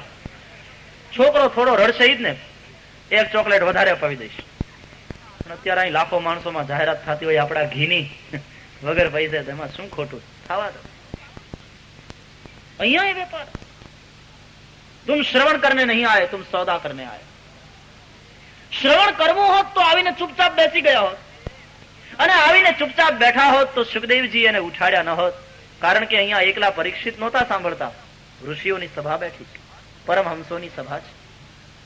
પણ આ તો વિનિમય કરવા આવ્યા. કે અમે અમૃત આપીએ પરીક્ષિતને અને તમે અમને કથામૃત આપો, એ તો સોદેબાજી છે. દેવતાઓ, ક્યાં તમારું અમૃત અને ક્યાં આ કથામૃત? નામમાં પણ મોટું અને ગુણમાં પણ મોટું. તમારું અમૃત પીવે એને અમર કરે, જ્યારે કથામૃતનું પાન કરનારા અભયને વરે. અમરત્વ કરતા અભયત્વ વધારે સારું. અરે હું તો એમ કહું કે અભયત્વ વિનાનું અમરત્વ અભિશાપ છે. એ અમરત્વ શું કામનું જો અભય નથી? ભય મૃત્યુ કા દૂસરા નામ है. અમરત્વ જો અભયત્વ નથી તો અમરત્વ અભિશાપ છે એક પ્રકાર. ક્યાં કરના હૈ? અને આ અમૃતનું તમે દાન દેવા આવ્યા છો પરીક્ષિતને, પણ તમે ક્યાંથી મેળવ્યું છે મને ખબર છે. દેવો દાનવોએ ભેગા થઈ સમુદ્ર મંથન કર્યું ને અમૃત નીકળ્યું, પણ દેવો અને દાનવોની વચ્ચે ખેંચા ખેંચી થઈ, બહુ ખેંચતાણ થઈ છે, બહુ સંઘર્ષ થયો છે આ અમૃત મેળવવા માટે. અને સહેજ મિલાસો દૂધ સમ માંગ લિયાસો પાની, कहत कबीर वो रक्त सम के जामे खींचाता नहीं. इसमें खींचाता नहीं हुई. और अब दान करने निकले हो, પેલા ઝોંટવું ભેગું કરવું પછી દાનમાં આપવું. વળી તમારું અમૃત તો જેના હાથમાં આવ્યું તે બધાય પી શકે. અરે રાહુ નામનો એક દૈત્ય સૂર્ય અને ચંદ્રની વચ્ચે બેસી ગયો દેવતાઓની પંક્તિમાં, એ પણ પી ગયો. પછી ભલે ભગવાને ચક્ર મૂકીને એનું મસ્તક કાપ્યું, પણ એ અમરત તો થઈ ગયો, દેવ ગણાયો. અને રાહુ અને કેતુ બે થયા, નવગ્રહોમાં એની ગણના થઈ. તો અમૃત તો જેના હાથમાં આવ્યું તે સૌ કોઈ પી શકે, પણ કથામૃતને પીવા માટે તો અધિકાર જોઈએ. અધિકાર વિના પી શકાતું નથી. પછી ભલે ને આપણે મંડપમાં આવી ગયા હોય, ન પી શકાય. અધિકાર ન હોય તો ઊંઘ આવી જાય. અધિકાર વિના કથામૃતના પાન થતા નથી. અભક્તાંશ્ચ વિજ્ઞાય ન દદૌસ કથામૃતમ. દેવતાઓને અનઅધિકારી જાણી સુખદેવજી મહારાજે એમને કથામૃત ના આપ્યું, અને એ કથામૃત જે પરમ અધિકારી છે એવા પરીક્ષિતને આપ્યું. 7 દિવસના કથા શ્રવણથી પરીક્ષિતની મુક્તિ થઈ. એ જોઈ બ્રહ્માને બહુ આશ્ચર્ય થયું. પ્રભુ પ્રાપ્તિના જેટલા સાધન હતા એ બધાય સાધન ભેગા કરી જયારે તુલના કરી, શ્રીમદ ભાગવત સૌથી શ્રેષ્ઠ સાબિત થયું. પૂર્વે આ કથા સનત કુમારોએ દેવર્ષિ નારદને સંભળાવી હતી. આમ જ્યાં સુતજી બોલ્યા, શૌનકે પ્રશ્ન કર્યો, મહારાજ ઠહરીએ, આપે એમ કહ્યું કે આ કથા શૌનકાદી સનત કુમારોએ નારદને સંભળાવી, તો નારદ કઈ રીતે કથા સાંભળે મહારાજ? એ તો એક ઠેકાણે સ્થિર જ રહેતા નથી. લોક વિગ્રહ મુક્તસ્ય નારદસ્ય સ્થિરસ્ય ચ. નારદજી તો અસ્થિર છે. જો અહીંયા નારદજીને માટે જે શબ્દ વાપરવામાં આવ્યો છે બહુ મહત્વનો છે. નારદજીનો પરિચય બહુ મહત્વનો છે. લોક વિગ્રહ મુક્તસ્ય, લોકોના ઝઘડા ટંટાથી જે દૂર છે. લેકિન હમે ગલત ફહેમી હો ગઈ. આપણે નારદને કંઈક બીજા જ રૂપમાં ઓળખીએ. નારદ એટલે લોકોની વચ્ચે ઝઘડા કરાવનારા. નહીં. નારદજી એટલે જાણે હાસ્ય પાત્ર. કથામાં કથાકાર વર્ણન કરે કે પછી હાથમાં વીણા વાળા અને ઊંચી ચોટી વાળા દેવર્ષિ નારાયણ નારાયણ કરતા ત્યાં પધાર્યા, તો બધા હસવા માંડે. એમ થાય કે હવે કંઈક થશે. નારદ સંત છે. લોકોના ઝઘડા ટંટાથી એને શું કામ છે? એને કઈ લેવા દેવા નથી. લોક વિગ્રહ મુક્તસ્ય, મુક્ત હે નારદ લોકોના ઝઘડા ટંટાથી. અસ્થિર હે, એને શ્રાપ છે કે એક ઠેકાણે સ્થિર ન રહી શકે. નારદને શું કામ? બધાય સંતોને શ્રાપ હોય છે, એક ઠેકાણે સ્થિર નહીં રહેવાનું. કારણ કે સંત એટલે સંસ્કૃતિનો સંદેશ વાહક. ધર્મ સંસ્કૃતિનો સંદેશ લઈ અને એને ફરવાનું હોય છે. એક ઠેકાણે જો સ્થિર રહે તો ધર્મ સંસ્કૃતિનો સંદેશો ગેહે ગેહે જને જને ગામે ગામે કોણ પહોંચાડે? તો 10 દિવસ અહીંયા, તો 10 દિવસ ત્યાં, તો 5 દિવસ ત્યાં, ચલતા ભલા. અસ્થિર છે. ન સ્થિર ઇતિ અસ્થિર નહીં તત્પુરુષ સમાસ. સંસ્કૃત ભાષાની મજા જુઓ. સંસ્કૃત દેવ ભાષા. Sanskrit is mother of all the languages. Sanskrit is not dead language. Sanskrit is divine language. એને ડેડ લેંગ્વેજ ન માનતા.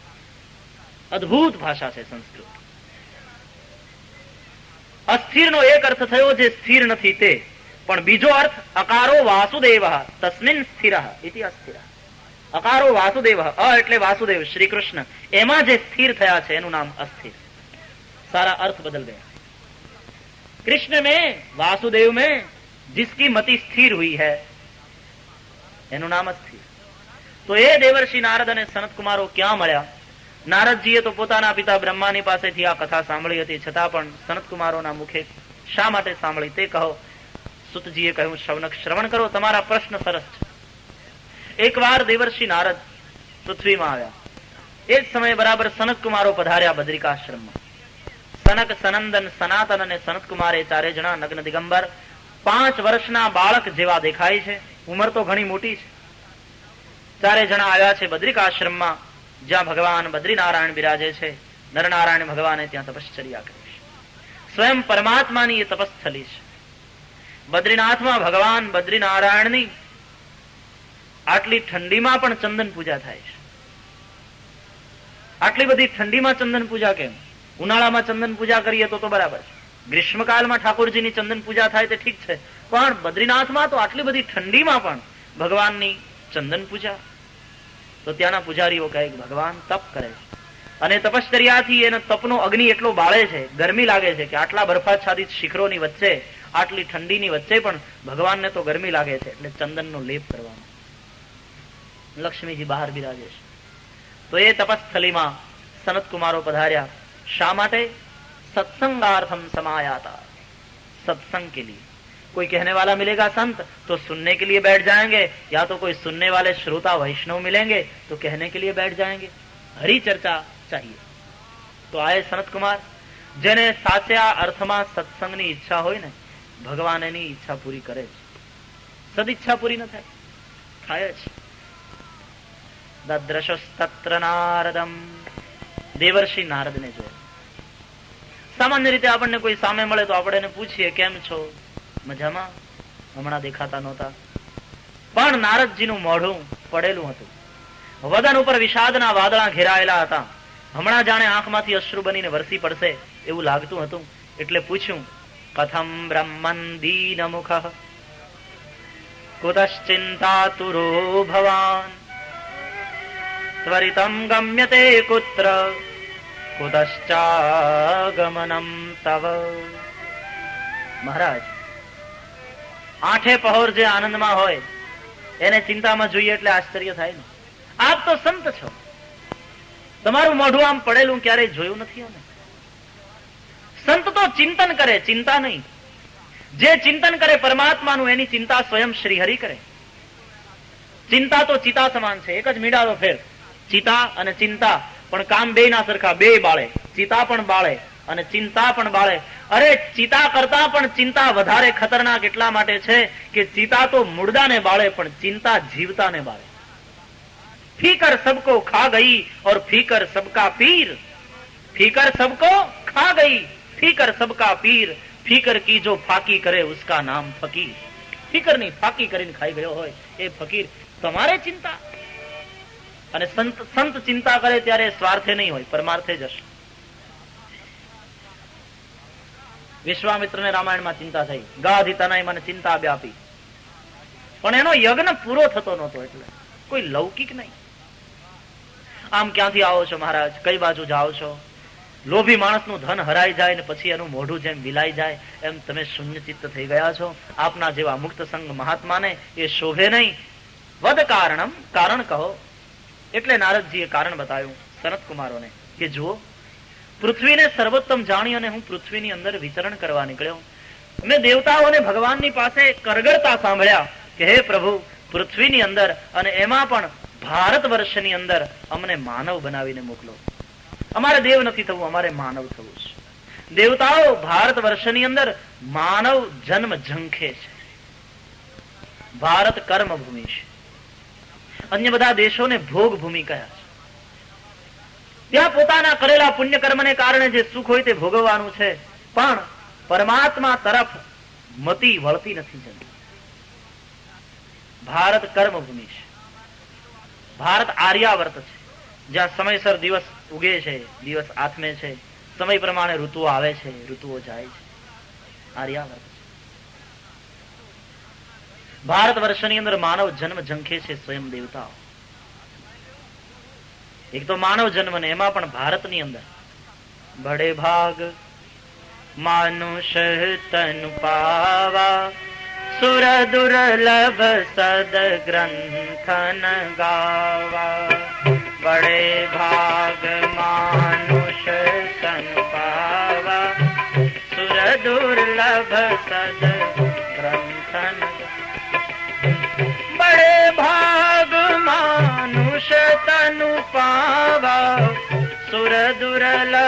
સદ ગ્રંથન ગાવા બડે ભાગમાં નુશતન પાવા સુર દુર્લભ સદ ગ્રંથન ગાવા તો મંગલ ભવન અમંગલ હારી દ્રવવું સો દશરથ અચિર બિહારી મંગલ ભવન.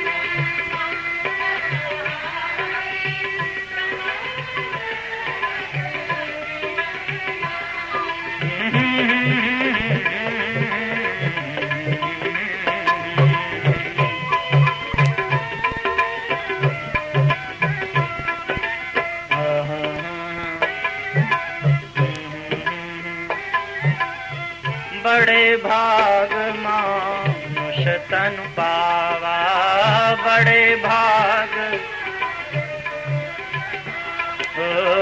સુર દુર્લભ સદ ગ્રંથન ગાવા.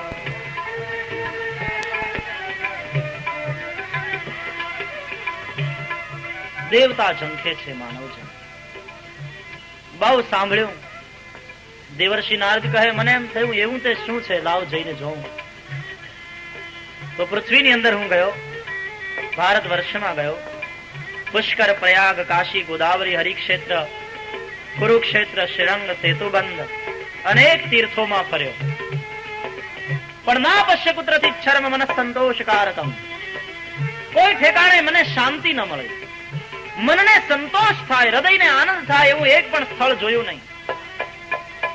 તીર્થોમાં પણ શાંતિ ન મળી, કારણ કે તીર્થો અત્યારે ધંધાના ધામ બની ગયા. આશ્રમો યવનો દ્વારા રૂંધાયા છે. શ્રી કૃષ્ણ પરમાત્મા ધરતી છોડી સ્વધામ પધાર્યા ત્યારથી કલિયુગની શરૂઆત થઈ છે પૃથ્વીમાં. અને એ કલિયુગ પોતાના અધર્મ નામના મિત્ર સાથે આવ્યો છે પૃથ્વીમાં. તેથી સત્યમ નાસ્તિ તપઃ શૌચમ દયા દાનન્ન વિદ્યતે. સત્યમ નાસ્તિ તપઃ શૌચમ. સત્ય નથી રહ્યું, તપ નથી રહ્યું, દયા નથી, દાન નથી. ઉદરમ ભરીણો જીવા. લોકો બધા પેટ ભરા થયા. પેટ ભરવું એ જ પુરુષાર્થ. વરાકા કૂટ ભાષિણા, આળસુ થયા અને કડવું બોલનારા થયા. કલિકાલની અંદર નારદજી કહે મેં જોયું લોકોની વાણીમાંથી મીઠાશ મરી ગઈ. કૂટ ભાષિણા, કડવું બોલનારા. એક સમય એવો હતો કે અજાણ્યો માણસ પણ મળે, રામ રામ, એટલે તરત સામે હાથ લાંબો ઊંચો કરે, રામ રામ. અજાણ્યાને માણસ ઘરે લઈ જતા. મહેમાન છે, અતિથિ દેવો ભાવ. અત્યારે ઘણાને પૂછીએ કેમ મજામાં, તક થાય તો દુખી કરી લ્યો. એને કેમ પહોંચવું, આપણે એને સમાચાર પૂછતા હોય. સામા મળે ને આપણે એમ પૂછીએ આમ ક્યાંથી આવો છો, તો ચૂલામાંથી. એટલે જ આટલો બધો તપ છે, ગરમ છે. પૂછ્યું ન થાય. એ બેઠો હોય ને આપણે નીકળીએ, પૂછીએ બેઠા છો ને, તો તું કેતો હોય તો ઉભો થઈ જાવ. કોણે તને ઉભો થવાનું કીધું? ન બોલાવીએ તોય તકલીફ કે મોટો થઈ ગયો ને હવે તો બોલાવતો નથી. બાજુમાં છોકરું બેઠું એટલે આપણે એમ પૂછીએ આ બાબો તમારો? તો કે નહીં, તમારો લઈ જાઓ. અરે અમારે ક્યાં જોઈએ, અમારે ઘેર છે અમારા, તારો તારી પાસે રાખને, તને પૂછવું નહીં. પણ પૂછ્યું ન થાય. આ તો આપણે પૂછીએ તોની વાત છે, પણ કદાચ એ પૂછે ને અને આપણે જવાબ આપીએ તો એ સીધી રીતે ન બોલે. એ આપણને પૂછે તમે કેટલા ભાઈઓ, એટલે આપણે જવાબ આપવા. એને પૂછ્યું એટલે જવાબ આપવો જ પડે. એ પૂછે કેટલા ભાઈઓ, એટલે આપણે એમ કહીએ કે અમે 4 ભાઈ. તો તમે 5 હોય તો શું કરી લ્યો, તો અમારે ક્યાં બાંધવું છે? તે પૂછ્યું તો અમે જવાબ દીધો. કૂટ ભાષી, કડવું બોલતા થયા. મંદાહા, આલસી. પોતે આળસુ, કઈ વાંધો નહીં, અત્યારે માણસને મહેનત વગર મહેનતાણું જોઈએ છે. પુરુષાર્થ કરવો નથી અને ફળ જોઈએ છે.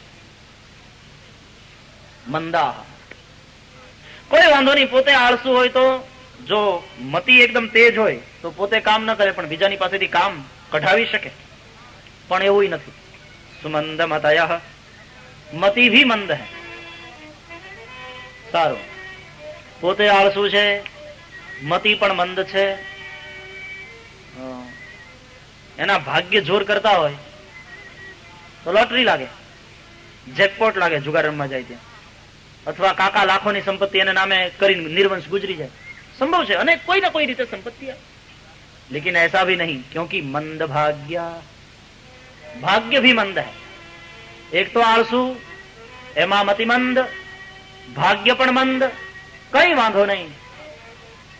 निराते बैठो बैठो जो परमात्माનું નામ લે, ભજન કરે તો પણ એના જીવનનું કલ્યાણ થાય, પણ એવું નથી। યુપદ્રુતાઃ,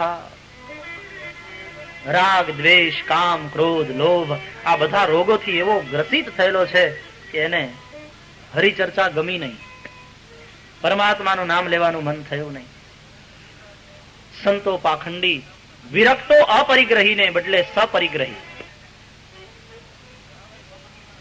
આ કલિયુગનું વર્ણન પછી દ્વાદશ સ્કંદમાં પણ આવશે। રામાયણના ઉત્તરકાંડમાં તુલસીજીએ લખ્યું છે। નારદજી કહે મેં જોયું તરુણી પ્રભુતા ગે હે, ઘેર ઘેર સ્ત્રીઓનું રાજ ચાલે છે, એનું આધિપત્ય ચાલે। શ્યાળકો બુદ્ધિદાયક, લોકો શાળાની સલાહ માંગે કળિયુગમાં। માં જેને મોટો સગ્ગો ભાઈ બાજુમાં બેઠો હોય તો એ શાળાને પૂછે આપણે શું કરશું, તારા ભાઈને પૂછ। માણસો શાળાની સલાહ લે કલિકાલમાં। શ્યાળકો બુદ્ધિદાયક, કન્યા વિક્રયો લોભાત, લોભથી માણસો કન્યા વિક્રય કરે। અને દંપતિ નાંચ કલકનમ, અને દાંપત્યો બધા ઝઘડતા રહે। પતિ પત્નીની વચ્ચે ઝઘડા, 2-3 વર્ષ સરખું ચાલતું હશે, ચંદ્રમુખી જેવું,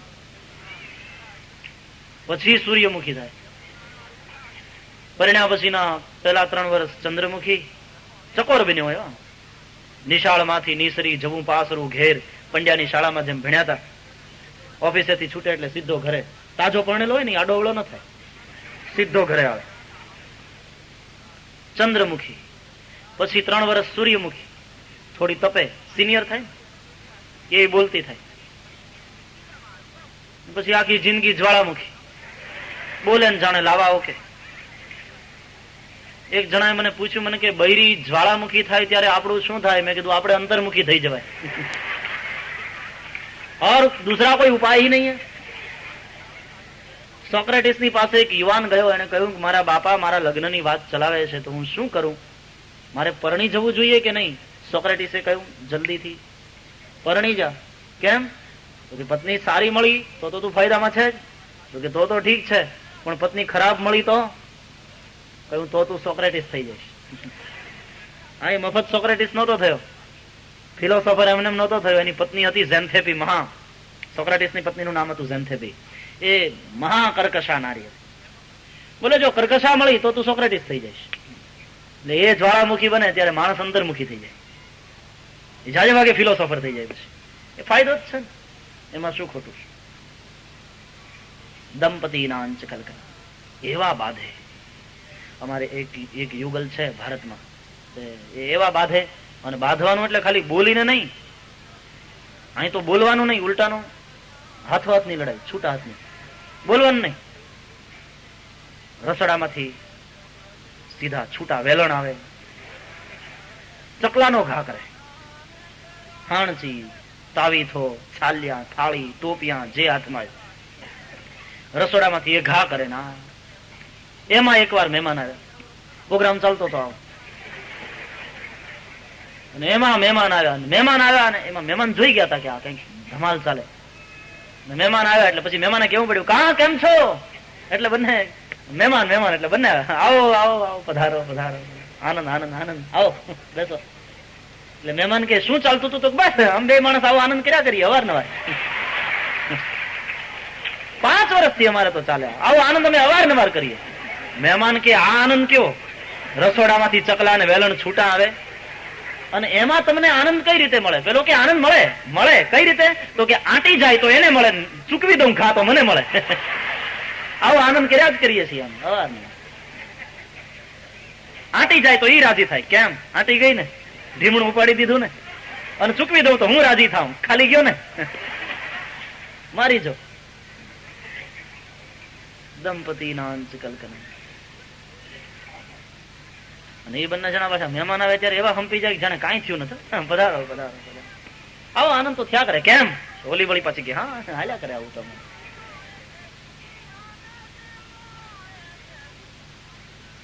આશ્રમો યવનો દ્વારા રૂંધાયા, કલિકાળની અંદર પાખંડનું એટલું બધું જોર વધ્યું, ક્યાંય સત્ય નથી. તો આ બધા કલિયુગના દોષોને જોતો જોતો ફરતો ફરતો હું યમુનાજીને કિનારે આવ્યો. યમુનાજીને કિનારે આવતા ત્યાં મેં એક આશ્ચર્ય જોયું. હે ઋષિઓ સાંભળો, ત્યાં એક યુવાન સ્ત્રી તરુણી રડતી હતી. એની પાસે બે વૃદ્ધ પુરુષો પડ્યા હતા. એની સેવા કરતી હતી, એને જગાડવાની કોશિશ કરતી હતી. પોતાનું રક્ષણ કરનાર કોઈ મળે એ ઈચ્છાથી દશ દિક્ષુ નિરીક્ષણથી. એમાં દૂરથી એને મને જોઈ બોલાયો, ભો ભો સાધો ક્ષણમ તિષ્ઠ મત ચિંતામ અપિનાશય દર્શનમ તવ લોકસ્ય સર્વથા ગહરમ પરમ. હે સાધુ, ક્ષણવાર ઉભા રહો. એ સ્ત્રીએ નારદને બોલાવ્યા. નારદ સાધુ છે, બીજાના કાર્યને સાધે તે સાધુ. વધારે શું કહું, સીધો તે સાધુ. સીધો સરળ સ્વભાવ ને મન કુટિલાઈ જથા લાભ સંતોષ સદાય. આને 8મા અને 9મા પ્રકારની ભક્તિ કહી છે રામાયણમાં પ્રભુએ. સંતોષ 8મી, અષ્ટમ યથા લાભ સંતોષા સપને નહીં દેખાઈ પર દોષા, અને સરળ સ્વભાવ 9મ સરળ સબ સન છલહીના મમ ભરોસ હી હર્ષન દીના. સીધો તે સાધુ. ચાલશે, ફાવશે, ગમશે, પરવડશે, આવા બધા શે હોય એના જીવનમાં. આપણે એ બધા છે ને બદલે એક મોટો છે પકડીને બેઠા, જોઈશે એટલે જ દુઃખી થઈએ. હે સાધુ, ક્ષણવાર ઉભા રહો. સાધુની પાસે ક્ષણ જ માગજો, વધારે નહીં. એનો સમય બહુ કિંમતી હોય. કુથલી માટે એની પાસે સમય નથી હોય. ક્ષણ અને કણને, ક્ષણ અને કણનો સદુપયોગ કરી જાણે એનું નામ વિચક્ષણ. ક્ષણ અને કણને બરબાદ ન કરે એનું નામ વિચક્ષણ.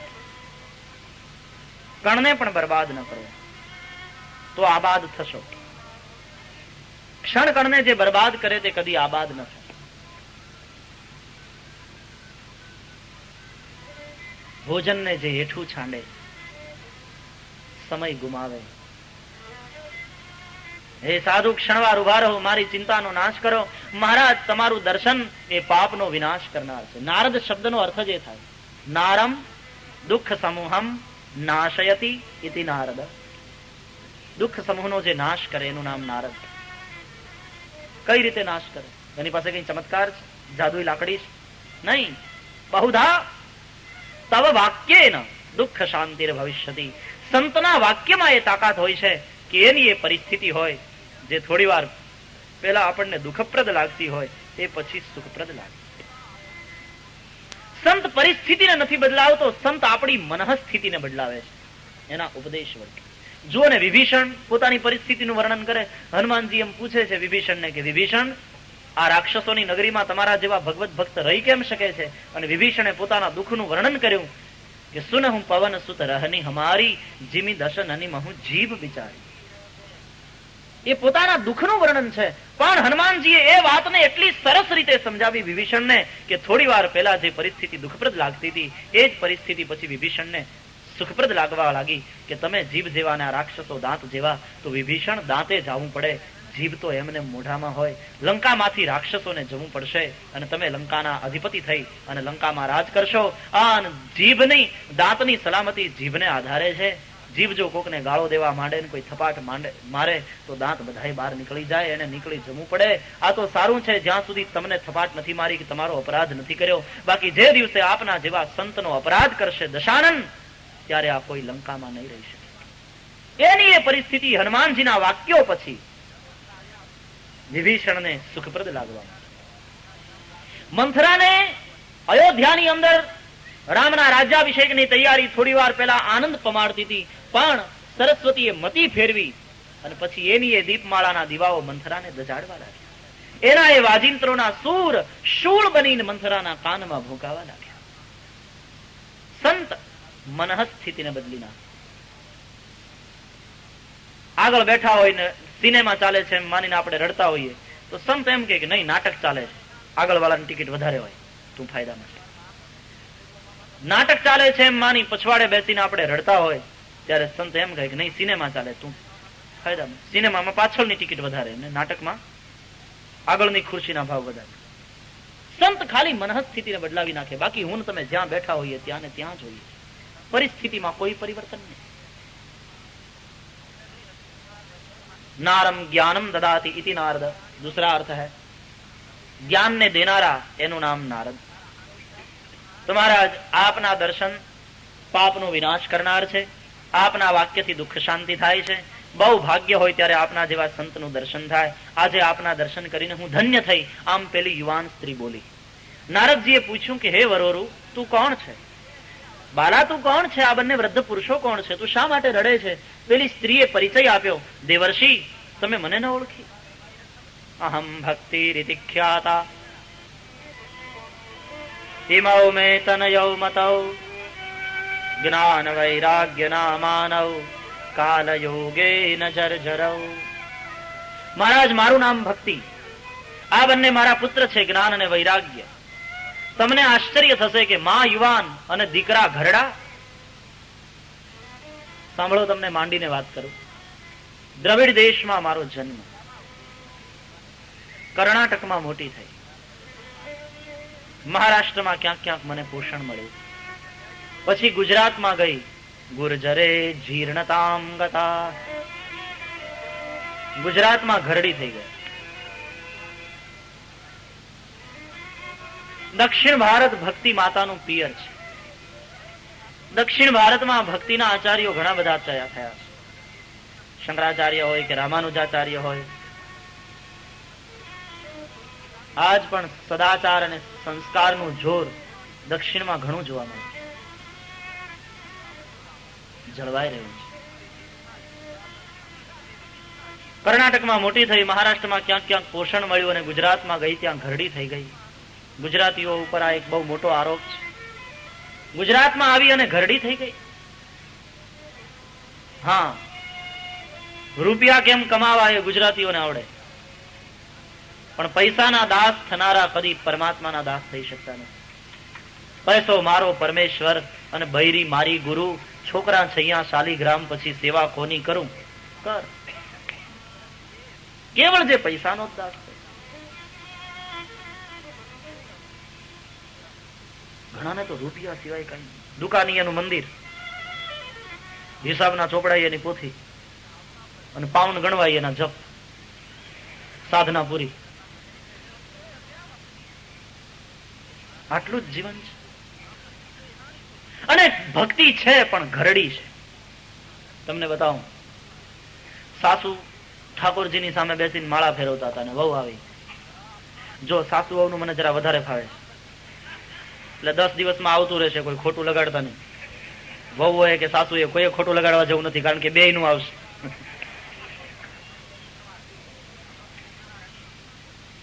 વહુએ કહ્યું કે બા 3 લીટર દૂધ બગડી ગયું. એટલે સાસુ ખીજાણા, ધ્યાન ન રાખવું જોઈએ, ગરમ ન કરવું જોઈએ. વહુએ કહ્યું ગરમ તો કર્યું હતું, કપાળ તારું ગરમ કર્યું હતું, કઈ આવડતું નથી, તારી બાએ કઈ શીખવાડ્યું નથી, આવી રીતે આમ બગાડ કરો છો. ખૂબ સંભળાયું અને પછી કહ્યું ઠીક, હવે બગડી જ ગયું છે તો એક કામ કરો, એમાંથી આવતીકાલે બરફી બનાવી નાખજો, ઠાકોરજીની સામગ્રી ધરી દઈશ. નથી લાગતું ભક્તિ છે ખરી, પણ ઘરડી છે. ફાટેલી પાઉન્ડ ની નોટ હાંચવી રાખે માના 1.5 વર્ષ કથાની વાટ જોઈને. લ્યો, ક્યાંય ન ચાલતી હોય, વાંધો નહીં, કથામાં આરતી આવશે ત્યારે સીધો નોટ પધરાવીને આરતી લઈ લે તો વાંધો નહીં, પણ એમાંથી 50 પેન્સ પાછા લઈ લે. આરતીની આરતી વટાવાઈ ગઈ, અડધા પાઉન્ડ નો નફો. 15 પૈસા પાછા લઈને ખોટી પાવલી ફગાવે. ખોટી પાવલી સાચવી રાખી હોય, આરતીમાં નાખે, 15 પાછા લઈ લે. 15 પૈસા પાછા લઈને ખોટી પાવલી ફગાવે. કુળ મારા 71 તારજો, એમ કહીને પાછો માથું નહીં. ભગવાન કે ખોટી પાવલીમાં મારા ગાંઠના 15 લઈ ગયો અને 71 કુળ તારું ઉપાડીને સ્વર્ગમાં હોય નરકમાં ધકેલું. બનાવે જ મને. તારો બનાવેલો માનવી પ્રભુ આજે તને બનાવે. આજનો માનવી મંદિર વેચશે, મસ્જિદ વેચશે, બાકી કાંઈ ન રાખશે, અને ભૂલે ચૂકે જો તું હાથ લાગ્યો તને વેચી નાખશે. બહુ ખતરનાક હો ચુકા. ભક્તિ છે ખરી પણ ઘરડી છે.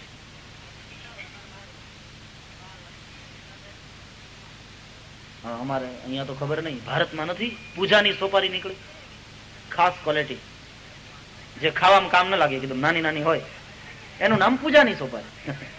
શું ઘરડી ભક્તિ છે. ઘરમાં બાસમતી ખાતા હોઈએ ને સત્યનારાયણની કથાના સ્થાપનમાં ખીચડી આપીએ તો એ ઘરડી ભક્તિ છે. 250 રૂપિયાનું પિતાંબર પહેરીને આપણે ભગવાનની પૂજામાં બેસીએ અને પછી ઠાકોરજીને વસ્ત્રોપ વસ્ત્રમાં ખાલી નાડાછડી વીટી દઈએ તો એ ઘરડી ભક્તિ છે. ભક્તિ છે ખરી પણ ઘરડી છે. ભક્તિએ કહ્યું બસ ગુર્જરે જીર્ણતામ ગતા, ગુજરાતમાં ઘરડી છે. એક મહાત્મા મને કહેતા હતા ઘરડી એટલે પરિપક્વ, એટલે તમારે ત્યાં તો પરિપક્વ થઈ, પાકી હરખી થઈ ગઈ. મેં કીધું એ બરાબર, એ વખાણ કરતા હતા.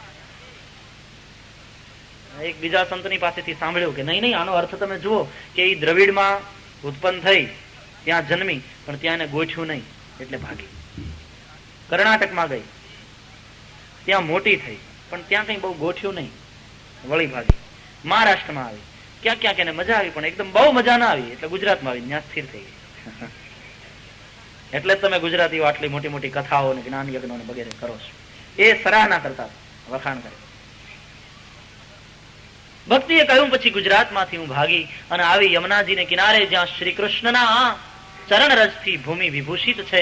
યત્ર લીલા હરે હે અભૂત, જ્યાં શ્રી કૃષ્ણની લીલા થઈ છે. અહીંયા આવતા મને તો મારી યુવાની પુનઃ પ્રાપ્ત થઈ, પણ મારા બંને પુત્ર જ્ઞાન અને વૈરાગ્યને એ ઘરડા થઈ ગયા, એને એની મૂળ અવસ્થા પાછી ન પ્રાપ્ત થઈ. નારદજી, હવે આમાં તકલીફ તો એ થઈ કે હું માં યુવાન અને પુત્રો બંને વૃદ્ધ. એ તો ઉલટા હુઆ. આ ગંગાદી સરિતાઓ બધી સેવા કરે છે દાસી બનીને, પણ મને સંતોષ નથી. હે નારદ, તમે મારા દુઃખનું કારણ જાણો અને મારા દુઃખને દૂર કરવાનો કોઈક ઉપાય કરો, કોઈક ઉદ્યમ કરો. નારદજીએ કહ્યું કે હે ભક્તિ, તું ચિંતા ન કર, હું તારા દુઃખને દૂર કરવાનો પ્રયાસ કરીશ. આમ કહી નારદજીએ ધ્યાન લગાવ્યું. સમાધિ લગાવીને નારદજીએ જોયું, ભક્તિના દુઃખનું કારણ ક્ષણમાત્રમાં જાણી લીધું. કહ્યું કે અરે ભક્તિ, તું તો પરમાત્માની પ્યારી છો. જ્ઞાન વૈરાગ્ય આ બે અનુચર પ્રભુએ તને આપ્યા. મુક્તિ નામની એક દાસી પણ ભગવાને તને આપી હતી, અને તું આવી આ બધાને લઈને પૃથ્વીમાં. તે પ્રભુને પૂછ્યું કે મારે ક્યાં રહેવું, તો ભગવાને તને કહ્યું કે તારે મારા વૈષ્ણવોના હૃદયમાં રહેવું. ત્યારથી તું વૈષ્ણવ જનોના હૃદયમાં રહેલી છો, પણ અત્યારે કલિકાલ આવતા હે ભક્તિ તારું કોઈ ઘરાક નથી. આ જ્ઞાન વૈરાગ્યનો કોઈ ભાવ પૂછતું નથી. કલિકાળની અંદર સમય જતા મુક્તિ નામની તારી દાસીને ક્ષય નામનો રોગ લાગુ પડ્યો, એટલે તારી રજા લઈ પોતાના ધામમાં ગઈ. છતાં પણ તારા કહેવાથી એ મુક્તિ કોઈ ચાંડાલને પણ વરે છે. કોઈ નરસિંહ મળે, કોઈ મીરા મળે, બાકી મુક્તિને લાયક જીવો ઓછા કલિકાલમાં. એટલે મુક્તિને ક્ષય નામનો રોગ લાગુ પડ્યો, મુક્તિનો ક્ષય થતો ગયો, મુક્તિનું કઈ કામ જ ન રહ્યું, એટલે મુક્તિ જતી રહી. પણ કદાચ કોઈ એવો જીવ મળે, કોઈ એવો અધિકારી આત્મા મળે, કોઈ નરસિંહ મળે, કોઈ મીરા મળે, કોઈ તુકારામ મળે, તો ભક્તિ તું આંગળી ચીંધે ને તો તારા કહેવાથી તો મુક્તિ નામની દાસીએ કોઈ ચાંડાલના ઘરમાં પણ જવું પડે છે, એને વરવું પડે છે. તું ચિંતા ન કર. અહીંયા યમુનાને કિનારે પરમાત્માની લીલા થઈ છે. કૃષ્ણ ચરણ રજથી અહીંયાની ભૂમિ વિભૂષિત છે. તને તો તારી અવસ્થા પ્રાપ્ત થઈ, પણ તારા બંને પુત્ર જ્ઞાન અને વૈરાગ્ય વૃદ્ધ છે. ચિંતા ન કર, હું આને જગાડવાની કોશિશ કરીશ. આમ કહી દેવર્ષિ નારદે જ્ઞાન અને વૈરાગ્યના કાનમાં મોઢું લઈ જઈ એને જગાડવાની કોશિશ કરતા કહ્યું, જ્ઞાન પ્રબુદ્ધતામ રે વૈરાગ્ય પ્રબુદ્ધતામ. હે જ્ઞાન, હે વૈરાગ્ય, જાગો જાગો. વેદ વેદાંત ઘોષૈશ્ચ ગીતા પાઠૈર મુહુર્મુહુ.